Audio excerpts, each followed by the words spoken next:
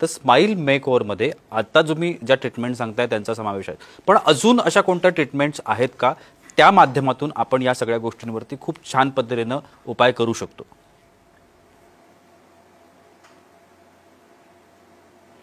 Okay, smile मेकओव्हरमध्ये आत्ता आपण ज्या पद्धती सगळ्या डिस्कस केल्या, डेंटल ब्रेसेस असतील, अलाइनर असतील, इम्प्लांट्स असतील, ब्रिज असतील, याच्या व्यतिरिक्त काही पेशंटचे पुढचे दात हे किडलेले असतात.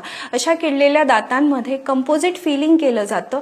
ही अगदी कमी वेळात होणारी प्रोसिजर आहे, ज्यामध्ये किडलेला भाग काढून त्यामध्ये व्हाईट कलर, दाताच्याच कलरचं मटेरियल भरलं जातं. याला कंपोजिट फिलिंग म्हणतात. ज्या पेशंटचे दात अति प्रमाणात पिवळे असतील, त्याच्यावरती काळे डाग असतील, अशा वेळेला त्या दातांचं क्लिनिंग केलं जातं. स्केलिंग, पॉलिशिंग त्याला म्हणतात. ही पण अगदी नॉन इन्व्हेसिव्ह प्रोसिजर आहे, लगेच होते. त्याच्या साहाय्याने दात हे शुभ्र होत असतात.